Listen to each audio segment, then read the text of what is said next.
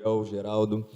Certamente esse painel tem muito a comunicar com o que a gente tem tido recentemente, principalmente com a digitalização da nossa vida. E já quero aqui trazer para a ordem de apresentação, né? A gente vai primeiro com o Alexandre, depois o Gabriel e o Geraldo.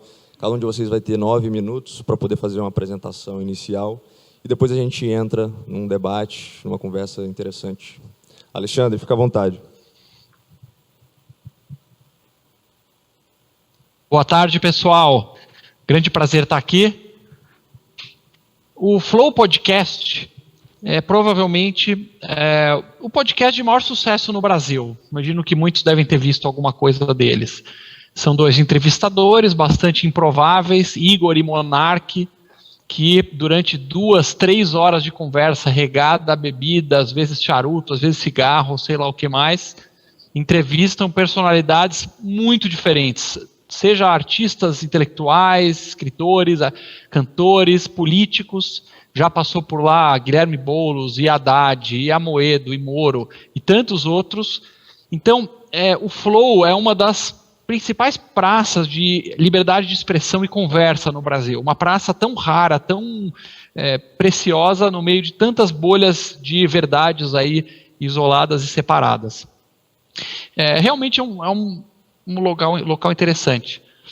E um dos entrevistadores, o Monark, entre as várias coisas polêmicas que ele fala, ele tweetou recentemente a seguinte frase, a seguinte pergunta. Diz o Monark: ter opinião racista é crime? Ele estava tweetando, perguntando para um advogado. Pronto. Acabou a vida dele. Acabou a vida do cara. Ondas de milícias virtuais, linchamento virtual, galera histérica caindo, matando em cima dele, xingando. Agora ele virou um racista definitivamente. Cancelamento, ódio, assim, um horror, como a gente já está acostumado a ver na internet. É uma pergunta feliz que ele fez? Não, me parece uma pergunta infeliz. Já está bastante pacificado na legislação brasileira que racismo é crime, é inafiançável e acabou. Se você emitir uma opinião racista, dizendo que essa ou aquela raça, aquela cor, tem alguma característica inferior ou diferente dos outros, você é processado, você vai preso, já está tudo muito pacificado. Então basta alguém responder: olha, Monark, sim, é crime, assim como um ato racista, ponto final. Encerrada a questão. Mas o que aconteceu foi diferente. Foi um espetáculo de ódio gratuito. E aí seguiu com o enredo tradicional. Como foi apresentado aqui no início, no caso da Pugliese e tantos outros, os patrocinadores, 2 empresas grandes, cortaram os contratos, atacando os dois no bolso. Só mais um exemplo aí dos tempos modernos. E aí o que fica de questionamento, pessoal? Estou lembrando aqui de um livro que foi escrito pelo John McWhorter, um intelectual americano, negro, de esquerda, um cara de centro-esquerda, né, um liberal lá para o conceito americano, que ele escreveu um livro chamado A Nova Religião do Antirracismo. Ele faz paralelos e fala que, de certa forma, essa cultura do cancelamento, os elementos mais histéricos de uma fatia do pensamento do cancelamento, se comportam muito parecido com uma religião radical, no início da sua religião. Tem profetas, tem bíblias, tem frases proibidas, tem tabus.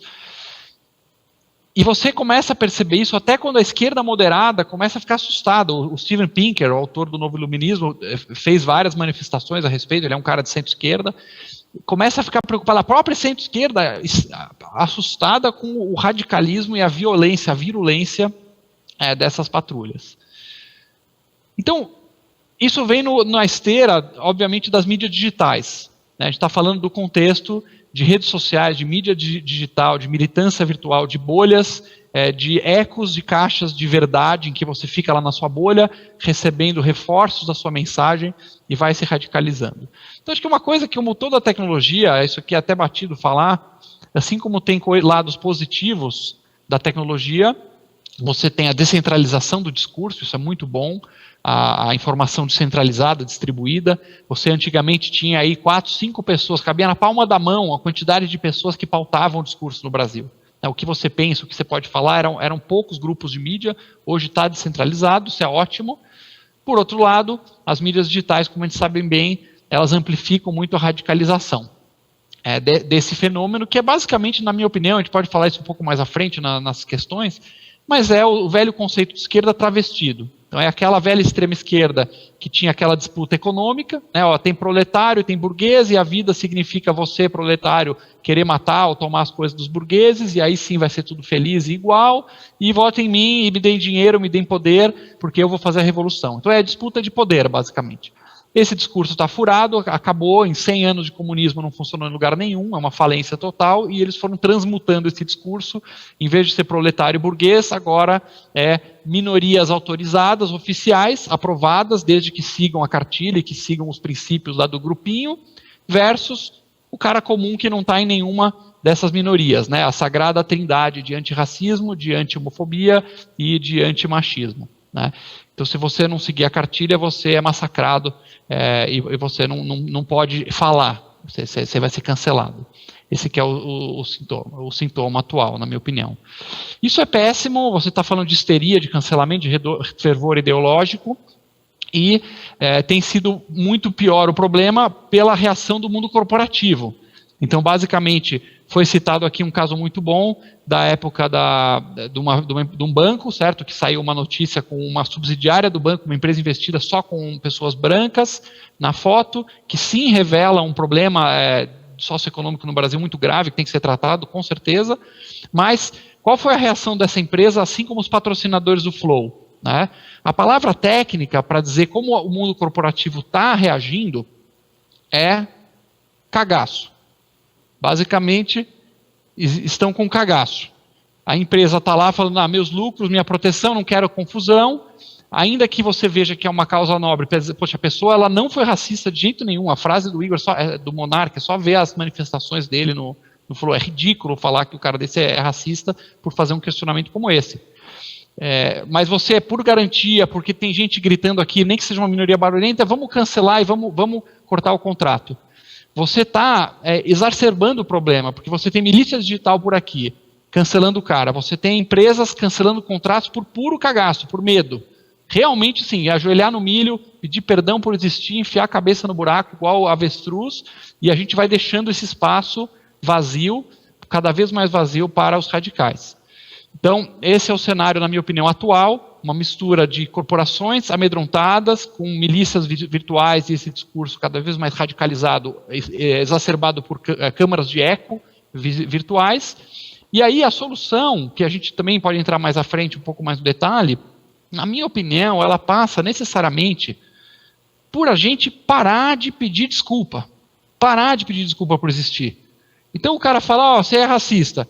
Em vez de dizer, não, pelo amor de Deus, ajoelho, fala, cara, me aponta então, me ajuda a combater o meu próprio racismo. Aonde foi racista? Seja específico.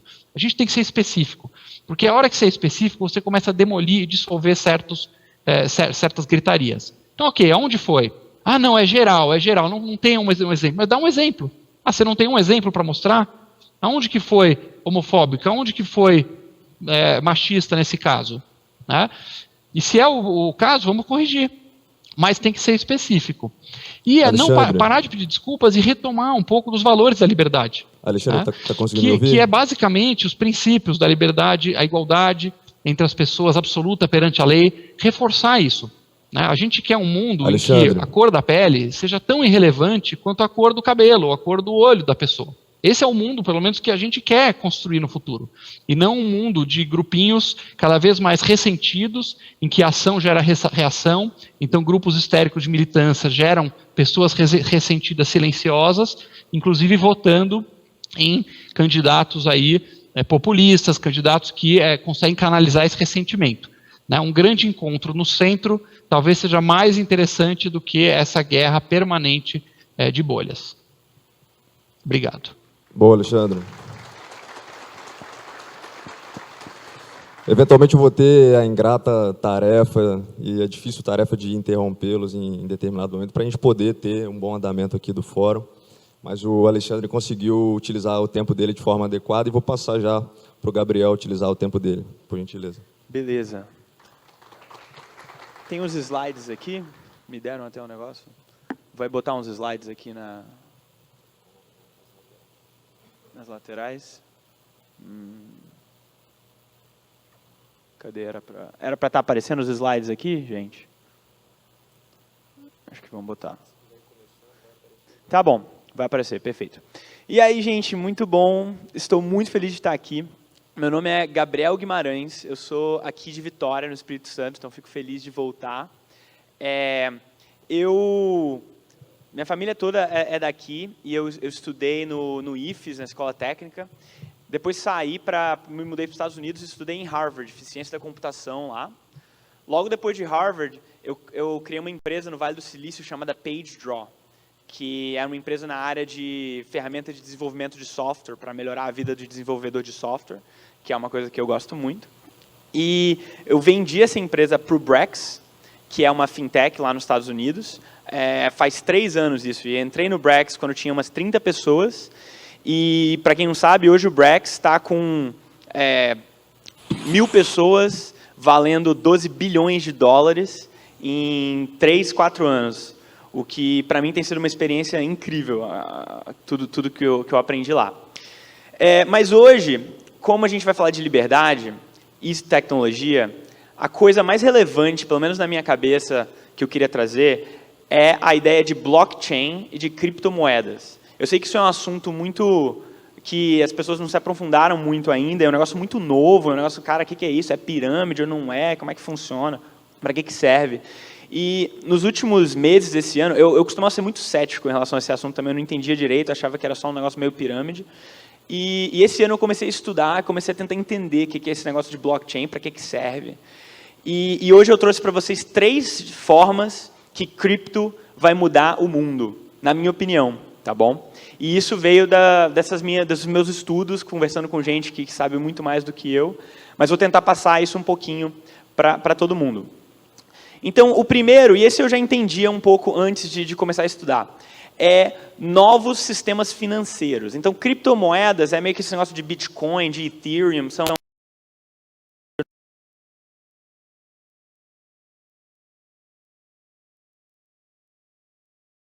isso, sem precisar de banco, sem precisar de nada disso. E se você parar para pensar, o nosso sistema financeiro, ele é muito arcaico. Então, tipo, você vai explicar isso para alguém, tipo, como eu, uma das gerações mais novas, o fato, por exemplo, que alguém no Brasil, você tentar investir em ação da Apple, é muito difícil. Você consegue investir em ações na B3, né? Tipo, pelo seu app e tal, mas você precisa de ter muito dinheiro, você precisa de fazer uns esquemas para conseguir investir em ação da Apple. E se você quiser investir em ação no Japão, de empresa do Japão, como é que você faz? Nem sei. Eu não sei como é que lá nos Estados Unidos eu consigo investir em ação no Japão. E quem nasce na África, como que você investe em ação da Apple? Isso significa que já não tem meritocracia, e é muito doido, porque tipo, as pessoas que nascem na África, elas não têm as mesmas oportunidades de investimento que as pessoas que nascem nos Estados Unidos. Isso já é uma ineficiência bizarra no mundo digital. A outra coisa que eu acho absurdo é que a Bolsa de Valores, tanto aqui no Brasil quanto nos Estados Unidos, fecha às 4 da tarde. Cara, a Bolsa de Valores abre 9 da manhã, fecha 4 da tarde, fim de semana não funciona. Como assim? A gente vive no mundo digital, que tudo funciona o tempo todo. O computador faz as coisas acontecerem, não precisa de ter gente mais para fazer as coisas rodarem. Como que a Bolsa de Valores fecha às 4 da tarde? Então, essa é a primeira coisa. Bitcoin e Ethereum já está resolvendo isso daí, e hoje em dia uma pessoa na África já consegue investir em ação da Apple, do celular, sem precisar esperar a bolsa abrir, inclusive. Dá para fazer no fim de semana, o que obviamente deveria ser verdade. E isso já está acontecendo hoje, e eu acho que daqui a 10 anos vai ficar cada vez mais e mais obsoleto esses sistemas que fecham 4 da tarde e que demora dias e dias para chegar, tentar mover dinheiro de um lugar para o outro. O segundo ponto, e aí começa a ficar, na minha opinião, mais interessante, porque eu não tinha ideia disso antes de começar a estudar sobre esse assunto. Mas o segundo ponto é que isso também cria novos jeitos de se organizar seres humanos. Tá? E para mim isso tem sido muito interessante pensar sobre. Você parar para pensar, o jeito que a gente tem de organizar seres humanos hoje chama empresa. Né? Você cria uma empresa, você pode fazer uma non-profit também, tem alguns outros jeitos, mas normalmente você faz uma empresa. Você quer botar 100 seres humanos, todo mundo para fazer uma missão junto, você cria uma empresa. Com cripto, na real, é muito interessante, porque agora você consegue ter dinheiro sem precisar de banco, né? Então já existe esse negócio chamado DAOs, Decentralized Autonomous Organization, tá? Que é uma organização de pessoas que, tipo uma empresa que tenta fazer uma coisa, só que não tem CNPJ, não tem regulação hoje clara sobre como é que eles devem agir ou não, porque eles não têm nem país. E eles levantam dinheiro em Ethereum, eles pagam salário em Ethereum e eles têm renda em Ethereum. E eles basicamente não passam pelo sistema financeiro que a gente conhece. Isso é muito doido. E existe, por exemplo, esse Uniswap, é como se fosse uma Nasdaq, assim, uma bolsa de valores, só que é em cripto. Obviamente funciona no fim de semana e é uma empresa gigante. Não é uma empresa, mas é uma DAO gigante. Eles movimentam bilhões de dólares no mundo e eles ganham dinheiro pra caramba, eles pagam salário para as pessoas que trabalham, tem engenheiro, tem tudo que uma empresa teria, assim. Só que eles estão fora do nosso sistema financeiro tradicional. Esse é um outro exemplo da Fingerprints, que é uma que eu entrei como membro para tentar entender. E quando eu entrei nesse negócio, eu achava que seria uma galera meio anarquista, meio completamente contra governo, muito idealista. Mas na real, que eu entrei e parecia muito mais com a Brex quando tinha 100 pessoas do que qualquer coisa. Parecia uma empresa normal. Tem OKR, tem revisão de meta todo quarter, tem ferramenta de tomar decisão, usa Discord para todo mundo conversar. Então parece uma empresa remota, assim. A única coisa que é legal, que vai com o ponto que o nosso amigo falou mais cedo, é que as pessoas não necessariamente precisam mostrar quem elas são. Então, você vê você não sabe quem é a pessoa que você está falando, então você não sabe se é preto, se é branco, se é amarelo, se é homem, se é mulher, você só vê a fotinho, que é um desenho de alguma coisa, e você interage como se fosse num jogo, mas no final você está gerando valor, milhões e milhões de dólares para o mundo. E quem está fazendo isso hoje são gente do mercado financeiro, gente de tech, várias pessoas estão criando esse novo jeito de se organizar seres humanos. E eles também estão levantando dinheiro de Andreessen Horowitz, de SoftBank, dos VCs muito sérios que investem em startups também. Tá? Isso é uma consequência do primeiro ponto, né? O terceiro é o mais difícil, e eu só tenho 1 minuto para falar aqui, mas eu vou tentar resumir bem rapidinho, é essa ideia de metaverse. E o Facebook até mudou de nome para Meta recentemente, né? Mas a ideia, e isso é muito doido, e eu nem entendo 100% quais são as consequências disso, mas o jeito como o software é feito vai mudar profundamente por causa de blockchain. Blockchain não é só uma revolução financeira, é uma revolução sobre como nossos apps existem. E a ideia é que nossos apps hoje, eles moram sozinhos numa bolha dentro de si. Mas com o metaverse, o Facebook mora na própria bolha, o Gmail mora na própria bolha. Mas com o metaverse, todos os apps vão morar nesse metaverse tudo junto. O que eu quero dizer com isso? Vou passar 20 segundinhos aqui, porque demorou para começar, beleza? O que eu quero dizer com isso? Imagina que você quer comprar um chapeuzinho amarelo. Você ou o filho de vocês joga um jogo tipo Fortnite, aí você comprou aquele chapeuzinho amarelo no jogo, beleza? Comprou, agora eu tenho um chapeuzinho amarelo, estou abalando. Só que o chapeuzinho amarelo, ao mesmo tempo, aparece no outro jogo, que é o League of Legends. O mesmo chapeuzinho amarelo aparece nos 2 jogos. No seu Facebook, também aparece lá. Olá, Gabriel, achamos que você comprou um chapeuzinho amarelo no seu outro jogo. Você quer botar na sua foto de perfil o chapeuzinho amarelo? Eu falo, quero, aí apareceu ali. E o chapeuzinho amarelo está tradando no site da Nasdaq. Aquele mesmo chapeuzinho amarelo. E, na real, que esse chapeuzinho amarelo, ele não é de nenhum desses jogos, não é de nenhum desses apps. Ele existe no metaverse. E os apps só leem desse metaverse e conseguem saber que esse negócio existe. E isso é um conceito muito doido e muito diferente de como que o nosso mundo digital funciona hoje. E eu estou muito, muito animado para ver como que novos apps vão ser, mas acho que vai ser muito mais legal e muito mais divertido para o usuário. Gabriel. Eu incluí aí alguma coisa para quem quer aprender mais, mas é isso que eu tinha para falar para vocês hoje. Muito obrigado.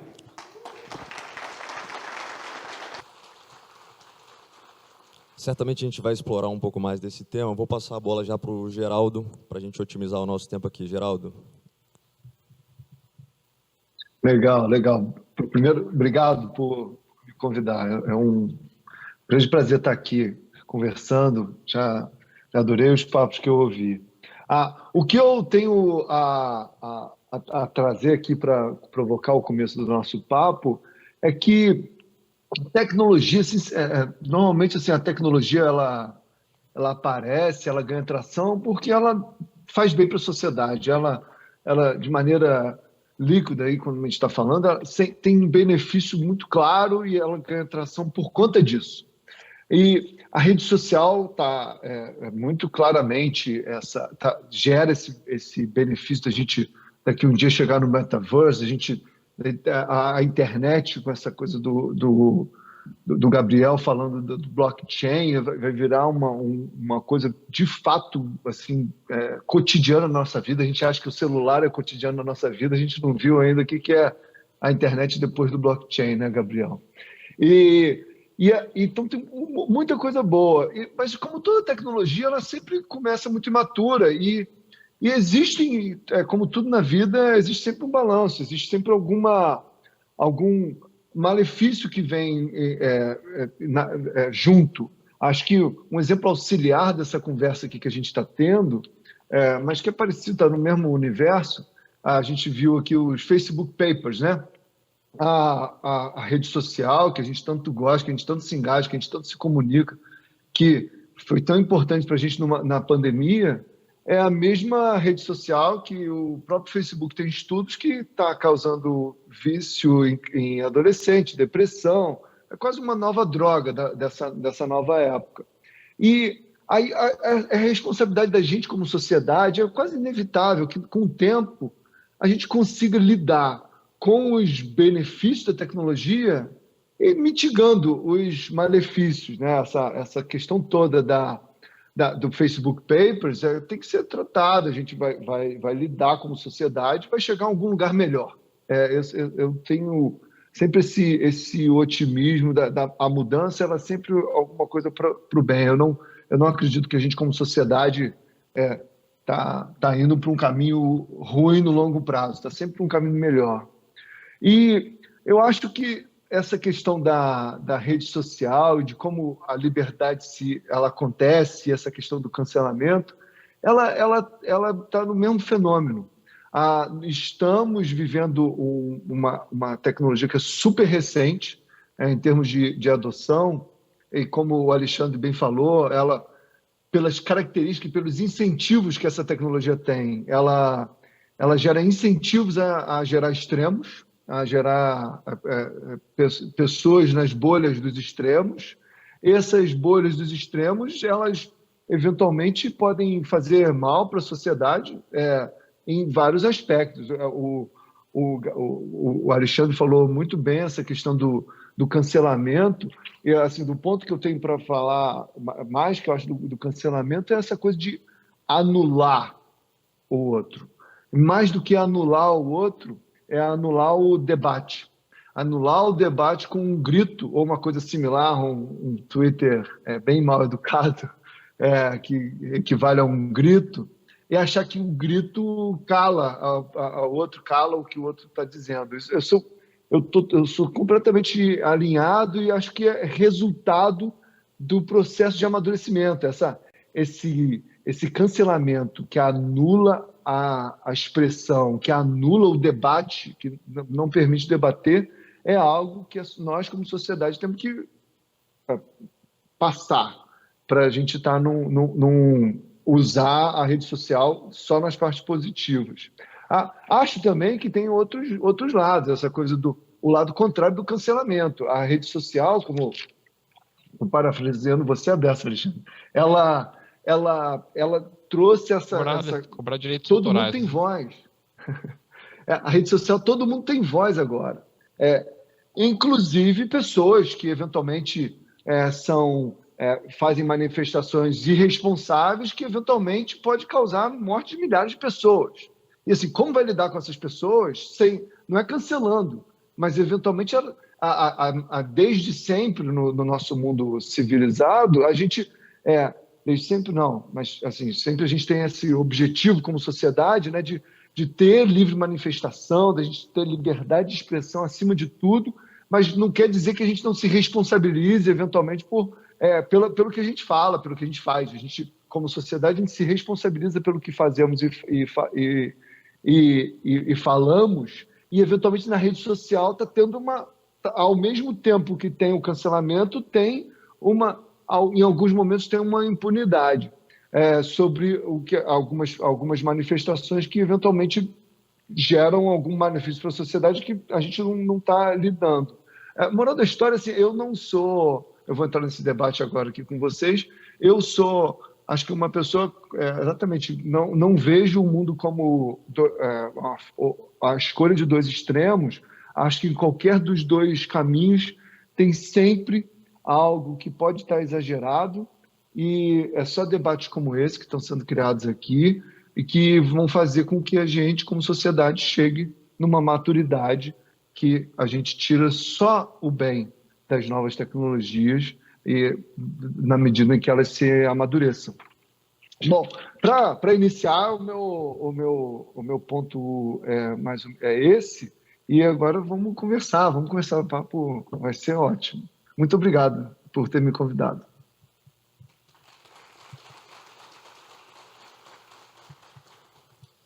Pô, a gente percebe com os três discursos, principalmente algumas questões relacionadas à descentralização. A gente percebe que o digital ele tem tido esse poder de trazer para pessoas que antes não tinham acesso a diversos tipos de mercados ou de informação, que essas pessoas consigam se utilizar do digital para poder fazer com que ele seja uma alavanca para a sua própria liberdade. E eu queria linkar com uma fala que você disse, Gabriel, sobre a descentralização dos mercados financeiros. Como que você enxerga, por exemplo, o movimento que nós temos aqui? Ontem nós falamos, houve um debate, por exemplo, no caso do Nubank, o valuation do Nubank, em relação aos bancos já tradicionais aqui no Brasil. Como que você enxerga, principalmente por estar inserido nos Estados Unidos, mas sendo aqui um brasileiro, como que você enxerga esse futuro do mercado financeiro para os próximos anos? Cara, é uma ótima pergunta. Eu trouxe para cá a fala sobre blockchain porque eu acredito muito que hoje blockchain é o que internet era em 1990. Então, aquela época que internet era, tipo, umas poucas pessoas sabiam o que era, uns malucos assim, mas falava que ia mudar o mundo, e muita gente, eu quando eu era pequenininho, pensava, não, isso aí vai ser só quando eu for velhinho, e pensava que era muito para o futuro. Eu acho que a gente está nesse momento com blockchain agora. Eu acho que blockchain vai pegar um mundo brabo, assim, vai mudar um mundo brabo, e eu acredito que todos os ativos vão eventualmente estar na blockchain. Ou estar na blockchain, ou ter alguma coisa correspondente relacionada à blockchain. Porque é muito melhor, não precisa fechar 4 da tarde, o negócio é nativamente digital e não depende de organização nenhuma para existir. Entendeu? Não depende de governo, não depende de empresa, não depende de nada. O negócio só existe e não tem como ninguém cancelar, não tem como ninguém fazer nada com aquilo. Então, eu acredito muito. Eu acho que como que você chega nesse processo aí, na verdade, é a pergunta mais interessante, porque a gente tem hoje em dia um mercado financeiro gigante, né, que movimenta a máquina inteira e hoje está começando a surgir algumas coisas de ligar o mercado cripto com o mercado tradicional financeiro. No Brex, a gente está no mercado financeiro tradicional e estamos começando a pensar como que esse link vai acontecer. E eu acho que vai ter muita oportunidade nesse link, nesse elo entre o mundo financeiro tradicional e o mundo de cripto e de blockchain. Por isso que eu estou muito interessado nisso e acho que vai ter a oportunidade de surgir empresa, de várias coisas para você ajudar essa evolução. Perfeito. Pegando o link do que você colocou, por exemplo, da internet de 1990, a gente tem o projeto inicial. Por favor, Geraldo. Só complementar o Gabriel, eu achei que ele trouxe o blockchain de uma maneira muito feliz, que essa questão tem muito a ver com a liberdade. Você falou, Gabriel, do capacete amarelo, que não é do Facebook, não é do Twitter, ele está no blockchain. Eu acho que um jeito assim de a gente tangibilizar, não sei se você concorda comigo, estou usando seu exemplo, é dizer, o capacete é seu. O capacete não é de ninguém. O capacete Exatamente. virou seu. E é você que comanda aquele capacete, você que é o dono daquele capacete dentro do blockchain. Ninguém te impede de ter aquele capacete. Não tem ninguém que te cancela, ninguém que te muda. Isso realmente faz. É uma grande mudança de paradigma. A gente não tem mais os nossos senhores feudais, lá o Zuckerberg decidindo o que a gente pode fazer ou não pode. O blockchain é a gente. Exatamente, concordo 100%. Pô, legal o seu complemento, Geraldo. O que eu queria colocar, por exemplo, a gente tem o projeto da ARPANET, que foi lá em 1969, um projeto inicial do governo dos Estados Unidos, que foi os primórdios do que a gente conhece hoje como sendo a internet e era utilizado para tráfego de informações por meio do próprio governo dos Estados Unidos. E aí todos os protocolos de internet foram construídos com base nessa perspectiva, que é o que a gente utiliza um pouco disso atualmente. Numa outra vertente, a gente tem a China, por exemplo, que tem um controle muito grande sobre o que trafega na internet. E aí eu queria entender, Alexandre, qual que é o papel do Estado, na sua visão, do que pode ou não trafegar na internet? É uma pergunta bastante difícil. A China, ela dá um nó na cabeça da gente, né? E o tempo dirá o que vai sair de lá. Posso dizer que eu tive alguma oportunidade de estar lá em loco. Vou à China desde o ano 2000, primeira vez que eu fui lá. Eu já tive mais de 30 vezes na China nos últimos 20 anos. Então, por um lado, você tem uma teoria aí de que, caramba, os países eles começam lá tribais e selvagens e aí vão evoluindo e o destino de tudo é a tal da democracia liberal, que aí sim é o suprassumo. Agora, pelo menos até o que foi executado até hoje, a China desafia um pouco essa nossa visão. Porque, bom, agora com o Xi Jinping pode ser que mude pela primeira vez, mas você tem lá uma alternância de poder com prazos regulares, então já começa a bugar. Caramba, será que é simplesmente uma ditadurazinha, como tantas outras que você vê pelo mundo, daqueles ditadores cleptocráticos? Não é exatamente isso.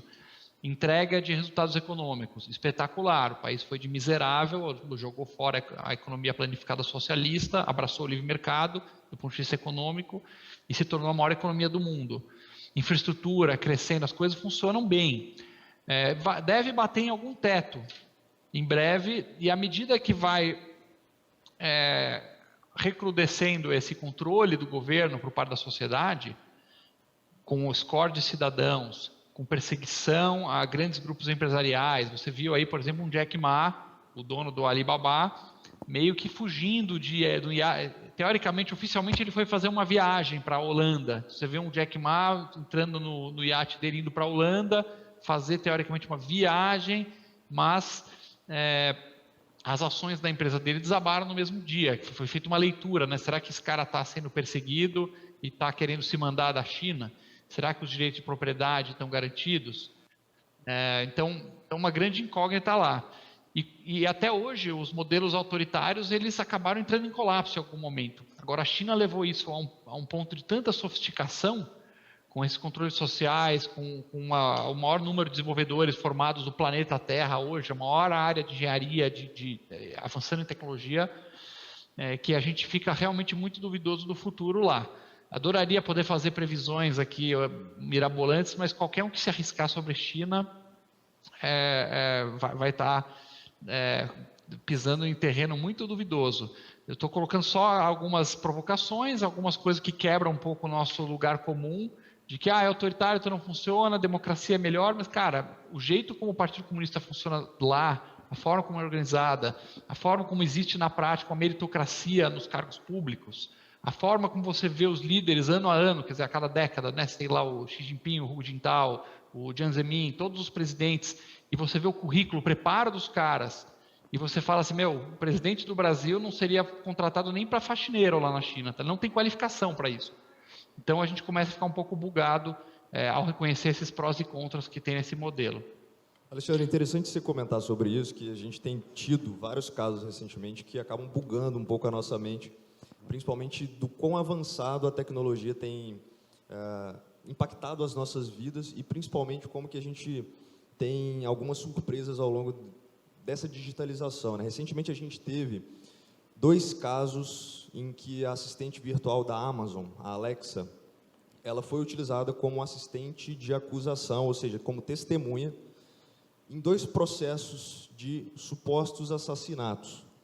E aí, Geraldo, eu queria entender de você, na sua visão, assim, principalmente entendendo toda a jornada do que você construiu junto com a Vetex, por ser uma pessoa também que entende sobre esses aspectos de tecnologia e sobre essas integrações de como que a gente tem utilizado isso de forma integrada no nosso dia a dia, e principalmente se a gente for analisar como que a internet das coisas, como que a gente tem essa hipervigilância, na sua visão, onde que a gente vai parar com isso? Isso limita ou liberta o indivíduo?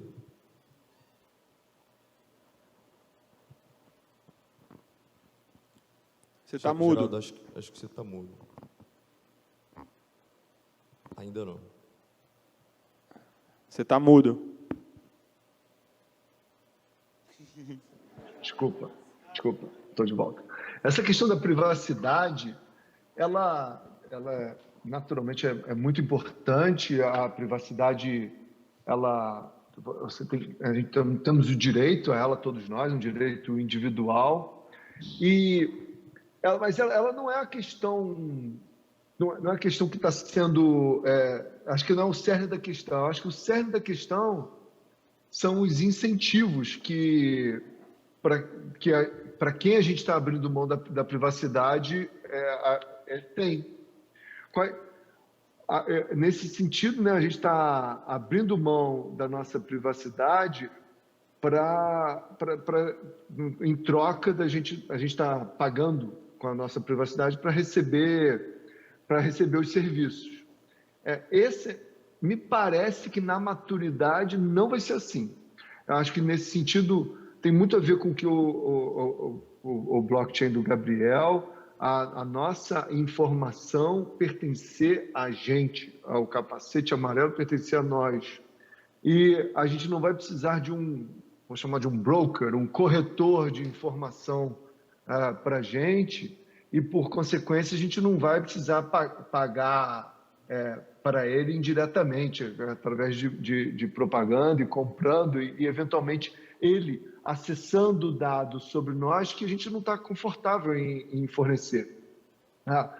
Enquanto isso, eu acho que a gente está se beneficiando, tá? Estou dando todo um panorama do que eu vejo que a maturidade da nossa sociedade vai chegar em relação a essa questão de dados pessoais compartilhados ou não, mas eu acho que a gente está melhor agora do que a gente estava quando a gente não tinha acesso a fazer compras, né, no comércio eletrônico, quando a gente não tinha acesso à diversidade, a comprar cross-border. Acho que a gente não está, de jeito nenhum, está numa situação pior. Mas, como tudo na vida, esse excesso de rastreabilidade que a gente está criando nesse mundo digital, ele vai gerar contrapontos que a gente vai, um dia, reagir.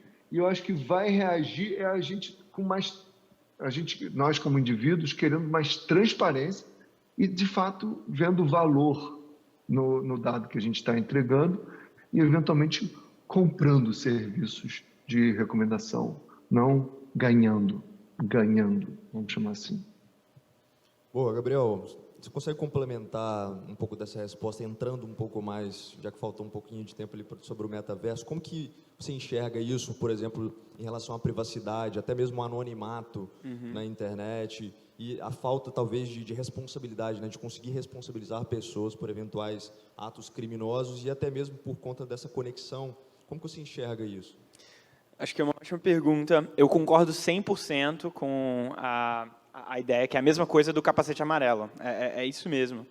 Porque o que blockchain meio que cria é essa ideia que existe um banco de dados imutável, mundial, que ninguém é dono.